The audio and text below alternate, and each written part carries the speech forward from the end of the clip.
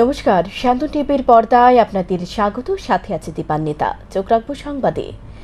NEC বৈঠকের আগে আধিকারিকদের নিয়ে প্রজ্ঞা ভবনে পরিদর্শন করেন মুখ্যমন্ত্রী ডক্টর মানিক সাহা।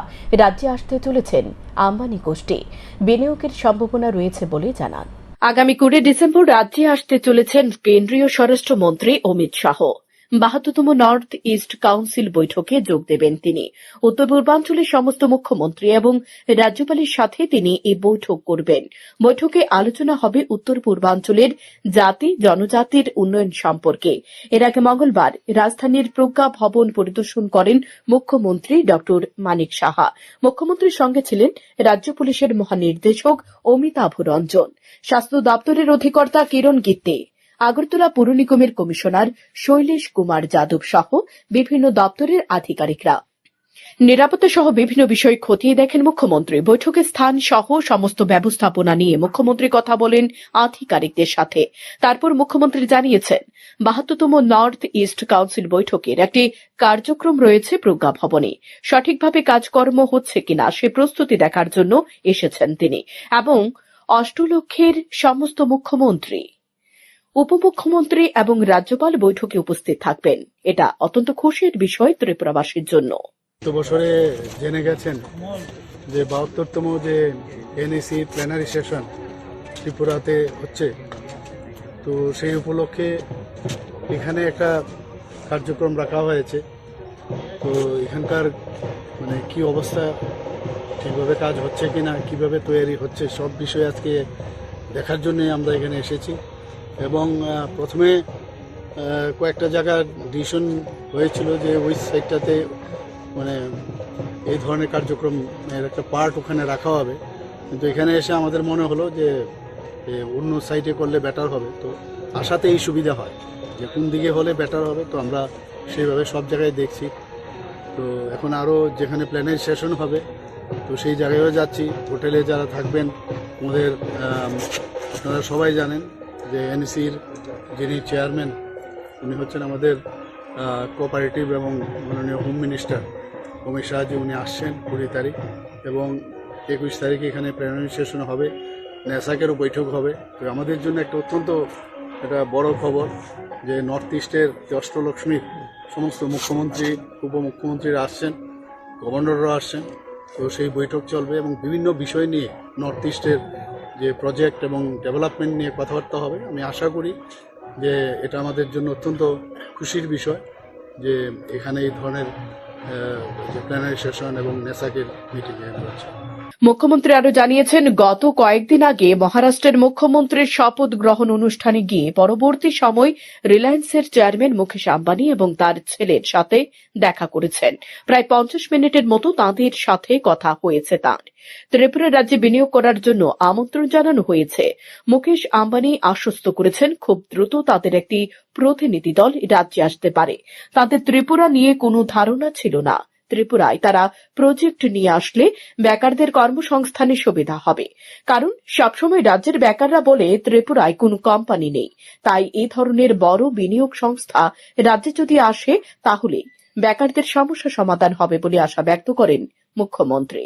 কালকে ভাষণেও বললাম, ওনার সাথে কথা হয়েছে, ওনার ছেলের সাথেও কথা হয়েছে যে ওনারা বলেছেন একটা টিম এখানে পাঠাবেন এবং প্রায় 45 to 50 মিনিট ওনাদের সাথে কথা হয়েছে। অত্যন্ত পজিটিভ ওনাদের মুড আমরা দেখলাম। ত্রিপুরা নিয়ে ওনাদের অনেক ধারণা ছিল না, তো নিজেই বললেন যে আমরা আসবো এখানে, মা ত্রিপুরা সুন্দরীকে দেখতে আসবেন। তো সব দিকে আমার মনে হয় যে আগামী দিনে আমাদের এখানে ওনারা যদি বিভিন্ন প্রজেক্ট নিয়ে আসেন, আমাদের বেকার সমস্যার যে অনেক সময় বেকাররা বলছে এখানে বড় বড় ইন্ডাস্ট্রি নেই, তো এটারও অনেকটা সমাধান হবে আশা করি। আগরতলা শহরে যেসব হোটেলে অতিথিদের থাকার বন্দোবস্ত করা হয়েছে সেসব হোটেলেও পরিদর্শন করেছেন মুখ্যমন্ত্রী। Shantan TV. Tripura tourism promo fest 2024-এর মূল অনুষ্ঠান আগামী 14 ডিসেম্বর। এই অনুষ্ঠানে উপস্থিত থাকবেন দেশের কিংবদন্তি সঙ্গীত শিল্পী শ্রেয়া ঘোষাল। 11 ডিসেম্বর থেকে সংশ্লিষ্ট দপ্তরের অফিসে দেওয়া হবে এন্ট্রি পাস। মঙ্গলবার গীতাঞ্জলি গেস্ট হাউসে সাংবাদিক সম্মেলন করে এই কথা জানান মন্ত্রী সুশান্ত চৌধুরী। গত 3রা ডিসেম্বর মুখ্যমন্ত্রী ডক্টর মানিক সাহার হাত ধরে নারিকেল কুঞ্জে ত্রিপুরা ট্যুরিজম প্রোমো ফেস্ট 2024-এর শুভ সূচনা হয়। সমগ্র মহকুমা থেকে এই অনুষ্ঠানে 25,000 মানুষ অংশ নেয়। গত 9 ডিসেম্বর নির্মহলে দ্বিতীয় অনুষ্ঠানটি হয়। সেখানেও হাজার হাজার মানুষ জমায়েত হয়েছে। সেখানে দীর্ঘদিন ধরে বন্ধ থাকা লাইটের সাউন্ড শো প্রোমো ফেস্ট উপলক্ষে চালু হয়েছে। কিন্তু প্রোমো ফেস্টের প্রধান ধাপ আগামী 14 ডিসেম্বর অনুষ্ঠিত হবে। এদিন আগরতলা স্বামী বিবেকানন্দ ময়দানে হবে এই অনুষ্ঠান। পূর্ব ঘোষণা অনুযায়ী দেশের কিংবদন্তি সঙ্গীত শিল্পী শ্রেয়া ঘোষাল এই অনুষ্ঠানে উপস্থিত থাকবেন। এদিন এক ঐতিহাসিক জনসমাগম লক্ষ্য করা যাবে। মঙ্গলবার গীতাঞ্জলি গেস্ট হাউসে সাংবাদিক সম্মেলন করে এই কথা বলেন মন্ত্রী সুশান্ত চৌধুরী। 14 ডিসেম্বর মূল অনুষ্ঠানের জন্য দফায় দফায় প্রশাসনিকভাবে বৈঠক হয়েছে। অনুষ্ঠান সাফল্যমণ্ডিত করতে প্রশাসনিক আধিকারিকদের নিয়ে মঙ্গলবারও এক পর্যালোচনামূলক বৈঠক অনুষ্ঠিত হয়। মূল অনুষ্ঠান দেখার জন্য রাখা হবে এন্ট্রি পাসের ব্যবস্থা। পাস নিতে কাউকে কোনো ধরনের টাকা দিতে হবে না। 3 ধরনের এন্ট্রি পাস থাকবে। 3 ধরনের পাসের রং 3 রকমের হবে। সেই রঙের সাথে মিলিয়ে প্রবেশের গেট থাকবে। সেই গেট দিয়ে দর্শকদের আস্তাবল ময়দানে প্রবেশ করতে হবে বলে জানিয়েছেন মন্ত্রী সুশান্ত চৌধুরী। তিনি আরো জানিয়েছেন 11 ডিসেম্বর থেকে সংশ্লিষ্ট দপ্তর থেকে পাস ইস্যু করা হবে। তারপরেও কেউ যদি অর্থের বিনিময়ে পাস বিক্রি করার চেষ্টা করে সাথে সাথে যাতে দপ্তরকে এবং পুলিশকে জানায়, কারণ সরকারি অনুষ্ঠানে পয়সার বিনিময়ে পাস বিলি করা হয় না বলে জানান তিনি। গত 3 তারিখ রাজ্যের মাননীয় মুখ্যমন্ত্রীর হাত ধরে আমাদের প্রোমো ফেস্ট 2024 শুভ সূচনা হয়েছে ডুম্বুরে নারিকেল কুঞ্জে, এবং একটা অভূতপূর্ব সাড়া আপনারা দেখেছেন সংবাদপত্র সোশ্যাল মিডিয়ার মাধ্যমে, যে প্রায় ওই অনুষ্ঠানে 25,000 থেকে বেশি মানুষ সমগ্র মহকুমা থেকে জড়ো হয়েছিল, এবং রাত 3টা পর্যন্ত ওই অনুষ্ঠান সেখানে চলেছে। মানুষ আনন্দ উপভোগ করেছে। পরবর্তী সময়ে আমরা গতকাল দ্বিতীয় ধাপে সোনামুড়া মহকুমার নির্মহল রুদ্রসাগরে অনুষ্ঠিত করি প্রোমো ফেস্ট, এবং সেখানেও আমরা দেখেছি, আমিও ব্যক্তিগতভাবে ছিলাম, সেক্রেটারি সাহেব ছিলেন, ডাইরেক্টর ছিলেন, হাজার হাজার মানুষের জমায়েত আমরা লক্ষ্য করেছি। এবং লাইট এন্ড সাউন্ড শো যেটা বন্ধ ছিল নির্মহলের ভেতরে, সেই লাইট এন্ড সাউন্ড শো পুনরায় আবার এই প্রোমো ফেস্ট উপলক্ষে সেখানে চালু হয়েছে নির্মহলের। আগামীকাল আমাদের তৃতীয় ধাপ জাম্পুইতে অনুষ্ঠিত হবে, এবং দুপুরবেলা থেকে সেই অনুষ্ঠান আমরা শুরু করব। আমরাও সেখানে উপস্থিত থাকব। চতুর্থ ধাপ এবং প্রধান যে ধাপ আমাদের, সেটা আপনারা জানেন, আগামী 14 তারিখ। 14 তারিখ আগরতলা রাস্তাবল ময়দানে প্রধান অনুষ্ঠান, এবং আমাদের পূর্ব ঘোষণা অনুযায়ী ভারতবর্ষের কিংবদন্তি সঙ্গীত শিল্পী শ্রেয়া ঘোষাল উপস্থিত থাকবেন।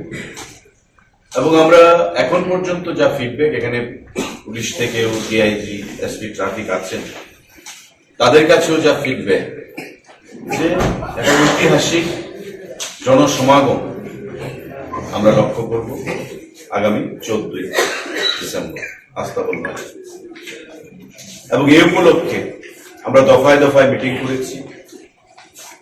আমরা পুলিশ বন্ধুদের উপস্থিতিতে আস্তাবল মাঠে গিয়ে সেখানে পরিদর্শন করেছি, মঞ্চ কোথায় হবে, ব্যারিকেড কোথায় হবে, কি আকারে আমরা এই অনুষ্ঠানটা সাফল্যমণ্ডিত করব, সমস্ত কিছু নিয়ে আমাদের বিস্তারিত আলোচনা হয়েছে।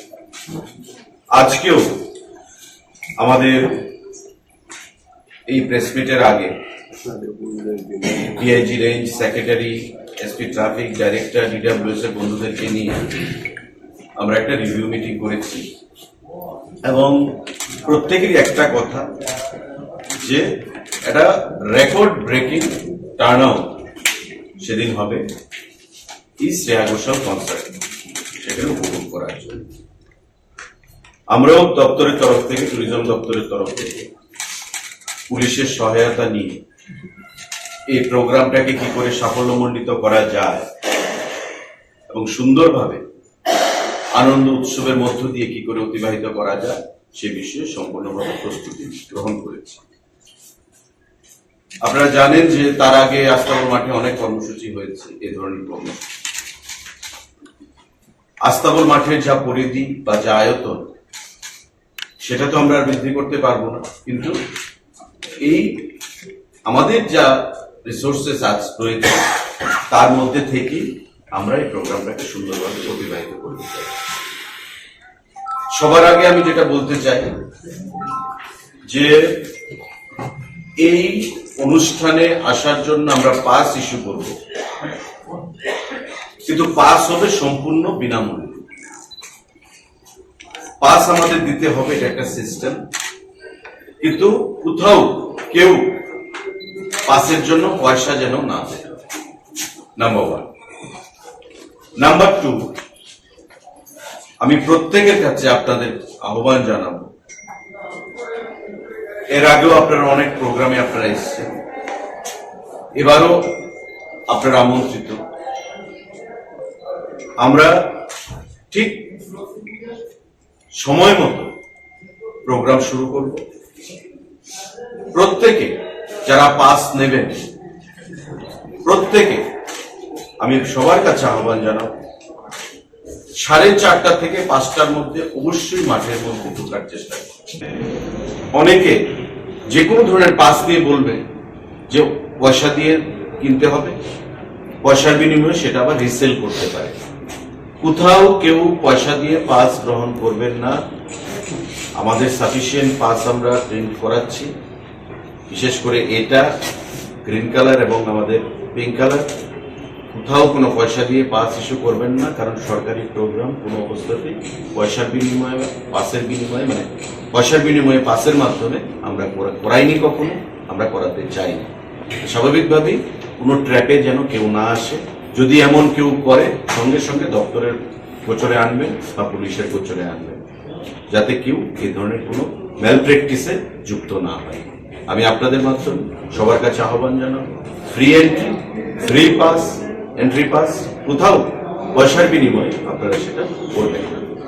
আজকে এই যে ঘোষণাগুলো, কারণ আমাদের 14 তারিখ কর্মসূচি, অনেকের মধ্যে একটা কনফিউশন যে কোথায় পাস পাবো। আমরা বলে দিলাম আগামীকাল থেকে আপনারা পাস গ্রহণ করবেন আমাদের ডাইরেক্টরেট থেকে, ট্যুরিজম থেকে। আপনারা জানেন যে সেটা টাউন হলের পাশে রয়েছে, সেখান থেকে আপনারা গ্রহণ করবেন।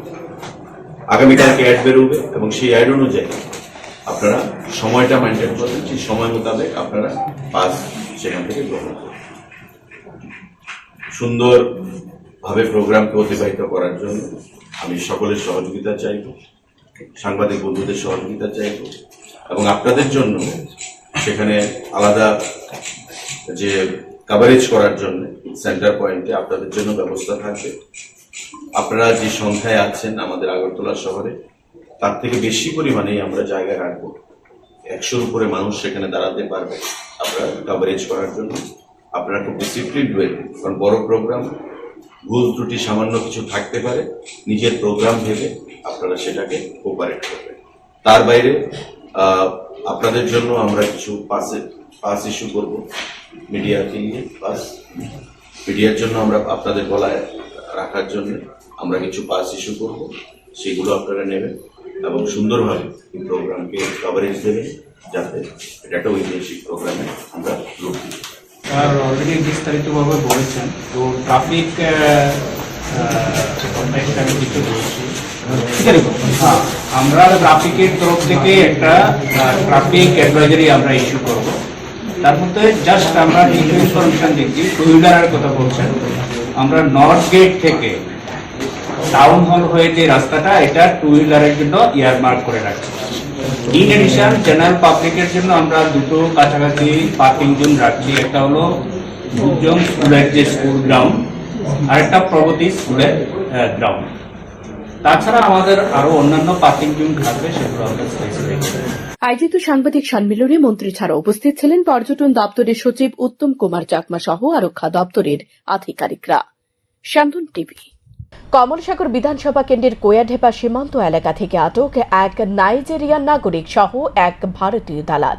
জানা যায় স্থানীয় জনগণ ও বিএসএফ তাদেরকে আটক করে পরবর্তী সময় ধৃতদের তুলে দেওয়া হয় মধুপুর থানার পুলিশের হাতে। মধুপুর থানার এক পুলিশ অফিসার জানান, ধৃত নাইজেরিয়ান নাগরিকের নাম নেক্সোয়েল নিকে এবং ধৃত ভারতীয় দালালের নাম সরোজ প্রসাদ। ধৃত ভারতীয় দালাল সরোজ প্রসাদ বর্তমানে আমতলী থানা এলাকায় বসবাস করে। অপরদিকে ধৃত নাইজেরিয়ান নাগরিক ভারত থেকে বাংলাদেশে যাওয়ার উদ্দেশ্যে সীমান্ত এলাকায় গিয়েছিল, যদিও তার কাছে পাসপোর্ট ছিল। মঙ্গলবার ধৃতদের আদালতে সোপর্দ করে মধুপুর থানার পুলিশ। নাইজেরিয়া টাউটের বিরুদ্ধে কেস নেওয়া হয়েছে, যার কেস নাম্বার 41 মধুপুর পিএস।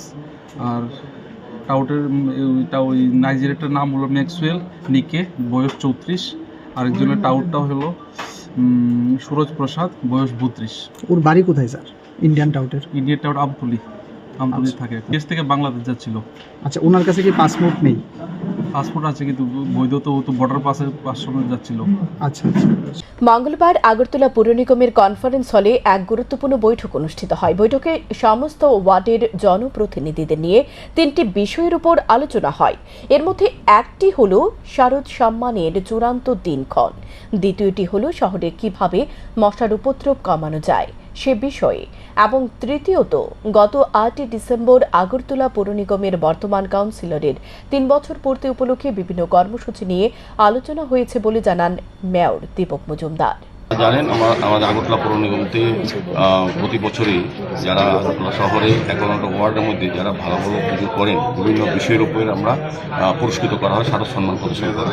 তো এই মাসে আমরা আজকে ডেট ফাইনাল করবো, খুব সম্ভবত 30 ডিসেম্বরের আগে আমরা কোনো একটা ডেট ঠিক করে আজকে আমরা জানিয়ে দেবো কবে শারদ সম্মান দেওয়া হবে। তারপর আছে আমাদের, আপনারা জানেন, 3য় বর্ষ 8 ডিসেম্বর আমাদের 3 বছর পূর্তি হয়েছে আগরতলা পৌর নিগমের।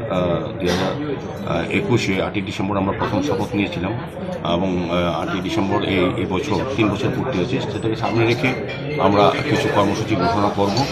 বিভিন্ন ওয়ার্ডে আমরা আজকে আলোচনা করা হবে, সবার মতামত নিয়ে আমরা আজকে সিদ্ধান্ত করব যে 3 বর্ষ পূর্তিকে উদযাপন করার ক্ষেত্রে ওয়ার্ড ভিত্তিকে কীভাবে গ্রহণ করা হয়, সেভাবে আজকে বিভিন্ন বিষয় নিয়ে আলোচনা। আগরতলা শহরের সার্বিক উন্নয়ন এবং মশা বিষয়ে, মশার যে কিছুটা উপদ্রব বেড়েছে বিভিন্ন কারণে, সেগুলি নিয়ে পর্যালোচনা হবে এবং তা প্রতিরোধ করার জন্য ব্যবস্থা গ্রহণ করার জন্য সিদ্ধান্ত নেওয়া হবে। বানরের উপদ্রবে অতিষ্ঠ বিশালগড়ে রাউতখোলা এলাকার বাসিন্দারা। কথায় আছে, বন্যরা বনে সুন্দর লাগে, কিন্তু বর্তমানে মানুষ তার প্রয়োজনের তাগিদে ধ্বংস করছে জঙ্গল। ফলে বন্যপশুরা জঙ্গল ছেড়ে লোকালয়ে আশ্রয় নিচ্ছে এবং খাবারের তাগিদে হানা দিচ্ছে মানুষের বাড়ি ঘরে। সোমবার রাতে বিশালগড়ের রাউতখোলা এলাকার বাসিন্দা শিখারানী সাহা বাড়িতে ফিরে গিয়ে দেখতে পান উনার ঘরে বানর প্রবেশ করে ঘরে সবকিছু লণ্ডভণ্ড করে ফেলেছে। শিখারানী সাহা জানান, বাড়ির কেউ বাড়িতে ছিল না। এ সুযোগে বানর উনার ঘরে প্রবেশ করে ঘরের সবকিছু নষ্ট করে দিয়ে গেছে। তিনি অভিযোগ করেন, সিপাহীজলা অভয়ারণ্যে হয়তো বানরকে পর্যাপ্ত খাবার দেওয়া হচ্ছে না, যার কারণে বানর মানুষের বাড়িঘরে উপদ্রব চালাচ্ছে। ঘটনাটা আমরা কেউ ঘরে ছিলাম না, বানর এসে ঘরের মধ্যে এই অত্যাচার করছে। অত্যাচার আমার আর কিচ্ছু নাই, আজকে যে আমি রান্না করুম সেই ব্যবস্থাও নাই। বানরের অত্যাচারে আমরা অতৃষ্ট আছি। হয়তো বা সিপাহীজলা যে বানর পশুর পালন বা খাবার দেওয়া হয় ওইখানে এটা হচ্ছে না, যার দরুন বাড়ি ঘরে এসে ওরা অত্যাচার করছে। রাউতখোলা। কি নাম আপনার? আমার নাম শিখারানী সাহা। কতদিন এটার কোনো হিসাব নাই, কত বৎসর করলেও কোনো হিসাব নাই। আগরতলা বাদারঘাট রেল স্টেশন থেকে আটক 4 বাংলাদেশি। অপরদিকে হামসাফর এক্সপ্রেস ট্রেন থেকে উদ্ধার নেশা জাতীয় অ্যাসকপ সিরাপ, যার বাজার মূল্য 2,07,600 টাকা। আগরতলা বাধারঘাট রেল স্টেশন থেকে আটক প্রচুর পরিমাণে অ্যাসকোপ সিরাপ সহ 4 জন বাংলাদেশী নাগরিক। সোমবার গোপন খবরের ভিত্তিতে 2,07,600 টাকার অ্যাসকোপ সিরাপের বোতল আটক করতে সক্ষম হল আরপিএফ এবং জিআরপি থানার পুলিশ। এ বিষয়ে জিআরপি থানার ওসি জানিয়েছেন, পুলিশের কাছে অগ্রিম খবর ছিল প্রচুর পরিমাণে নেশাজাতীয় অ্যাসকোপ সিরাপ বিহার থেকে ত্রিপুরায় পাচার হতে পারে। সে অনুযায়ী পুলিশ উৎপেতে বসে থাকে রেল স্টেশনে। যথারীতি এদিন বিকালে হামসাপুর এক্সপ্রেস রেল দিয়ে যাত্রীরা আসার পর তাদের ব্যাগে তল্লাশি চালানো হয়, কিন্তু কারোর ব্যাগ থেকে কোনো নেশা জাতীয় অ্যাসকোপ সিরাপ পাওয়া যায়নি। তারপর ট্রেনের খালি কোচের মধ্যে তল্লাশি চালিয়ে পুলিশ প্রত্যক্ষ করে 2টি কোচের মধ্যে 519 বোতল অ্যাসকোপ সিরাপ রাখা রয়েছে এবং এগুলো শৌচালয়ের সঙ্গে অপরিষ্কার জায়গায় রাখা ছিল। তারপর আরপিএফ জওয়ানরা সেগুলো সিজ করে। জিআরপি থানার পুলিশ একটি মামলা হাতে নিয়ে তদন্ত শুরু করে। পুলিশের ধারণা, এগুলো বাংলাদেশে পাচারের জন্য নিয়ে আসা হয়েছিল। অ্যাকচুয়ালি হ্যাঁ, গতকালকে আমাদের একটা এটাও অপারেশন হয়। তো অ্যাকচুয়ালি আমাদের কাছে সকালবেলায় একটা খবর ছিল যে হামসাফর যে ট্রেনটা আসছে, মানে এটাতে করে কয়েকজন বিহারি লোক বলেছে, এরকম খবরটা ছিল। বিহার তারা বাসিন্দা, তারা কিছু অ্যাসকোপ নিয়ে এসছে এবং হিউজ কোয়ান্টিটি। তারপর আমরা আরপিএফ এবং জিআরপি এবং আমাদের যে আরও সিস্টার এজেন্সি আছে, সবাই মিলে আমরা এটা প্ল্যান করে বিভিন্ন জায়গাতে যে এক্সিট পয়েন্টগুলো আছে আমরা ওইখানে বসে যাই। তো বসে আমরা ওয়েট করলাম প্রত্যেকেই, কিন্তু এখানে এরকম কোনো লোক দেখা যাচ্ছিল না। তো তাতে আমরা একটা মোটামুটি সবাইকে মানে যতটুকু পারা যায় চেকিং করার পর আমরা নিশ্চিত হলাম যে কেউ এটা নিয়ে আসেনি, তবে হয়তোবা কেউ বা কারা ওই কোনো কোচে থাকতে পারে। তারপর আমরা যখন প্যাসেঞ্জার নামলো তখন আমরা সবাই মিলে এই প্রত্যেকটা কোচকে আমরা মানে সার্চ করলাম এবং সার্চ করেই এই 2টা কোচ থেকে আমরা মোট 519 বোতল অ্যাসকোপ উদ্ধার করা হয়েছে। তাদের যে অ্যাপ্রক্সিমেটলি একটা বোতল প্রায় 400 টাকা করে বিক্রি হয়। তো এইভাবে যদি ধরা হয় প্রায় 2,07,600 টাকার মতো হয় আর কি, সবগুলো মানে ডেস্টিনেশন মূল্য। এদিকে 2 জন বাংলাদেশি দম্পতি 2 শিশুকে নিয়ে বহিরাজ্যে পাড়ি দেওয়ার সময় আটক করেছে পুলিশ।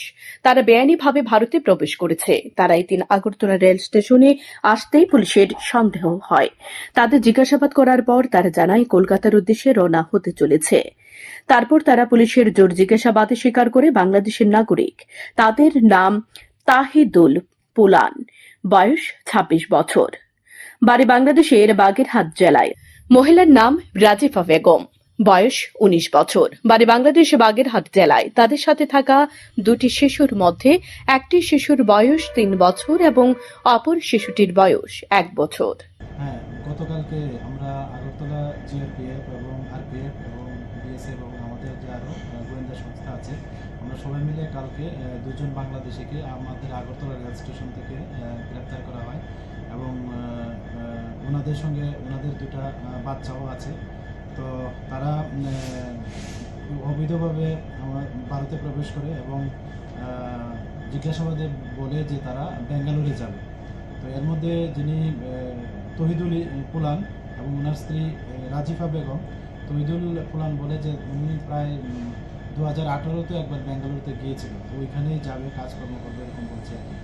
তো আমরা গতকালকে তাদের এগেনস্টে একটা মামলা নিয়েছি এবং যার মধ্যে নতুন যে আইন হয়েছে বিএনএস এবং আইপিপি অ্যাক্ট এবং ফরেনার অ্যাক্ট আছে।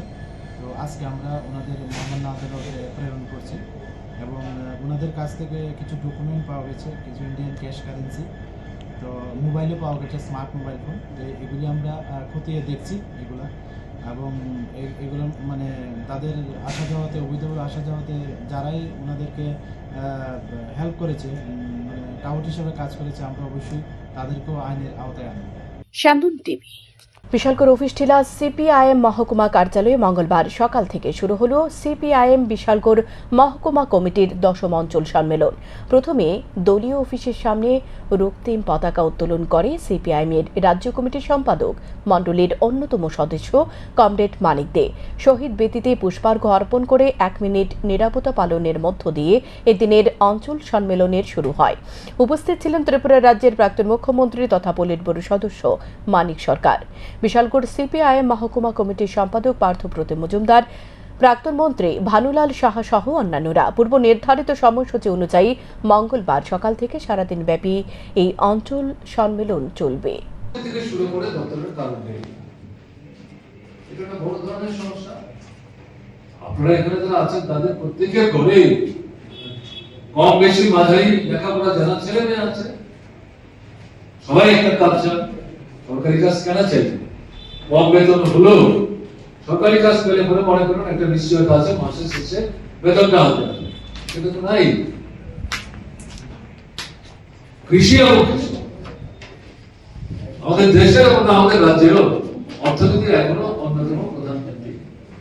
কৈলাসহর থানার পুলিশ কৈলাসহরের দুর্গানগর এলাকা থেকে চুরি হয়ে যাওয়া গাড়িসহ 2 চোরকে আটক করতে সক্ষম হয়। ঘটনার বিবরণে জানা যায়, কুমারঘাট এসি কমপ্লেক্স সংলগ্ন এলাকায় বাসিন্দা ঠিকাদার দীপক দে প্রতিদিনের মতো শনিবার রাতে TR02E1928 নম্বরের গাড়িটি বাড়ির পাশে রেখে ঘুমিয়ে পড়ে। রবিবার সকালে তিনি ঘুম থেকে উঠে দেখতে পান গাড়িটি নেই। তারপর রবিবার দুপুরবেলা কুমারঘাট থানায় একটি লিখিত অভিযোগ দায়ের করেন। পরবর্তী সময়ে কৈলাসহর থানার পুলিশ সোমবার সন্ধ্যাবেলা কৈলাসহর দুর্গানগর এলাকা থেকে গাড়ি সমেত রাহুল দেব এবং লক্ষ্মণ দেবনাথকে আটক করে কৈলাসহর থানায় নিয়ে আসে এবং পরবর্তী সময় তাদেরকে কুমারঘাট থানার হাতে তুলে দেয় কৈলাসহর থানার পুলিশ। গতদিন ভোরবেলার দিকে আমার গাড়িটা মানে চুরি হয়েছে। তারপরে কালকে আমি অনেক খোঁজাখুঁজি তল্লাশির উপরে কুমারঘাট পিএসএ প্রথম ইনফরমেশন করি, তারপর অনেক খোঁজাখুঁজির উপরে গাড়ি তো পাওয়া যায়নি। আজকে আবার খোঁজাখুঁজি করার পরে তারপর হঠাৎ করে পেলাম কৈলাসহরে দুর্গানগরে। তারপরে কৈলাসহরে পিএস সেখান থেকে নিয়ে আসলো কৈলাসহর থেকে এখন কুমারঘাটে নিয়ে যাচ্ছে এবং চোরকেও ধরে ফেলেছে। এখন গাড়িটাকে কৈলাসহর থেকে হ্যান্ডওভার করে দিয়েছে কুমারঘাট পুলিশ স্টেশনে। এখনকার মতো সংবাদ এই পর্যন্তই। চোখ রাখুন স্যান্দন টিভির পর্দায়। নমস্কার।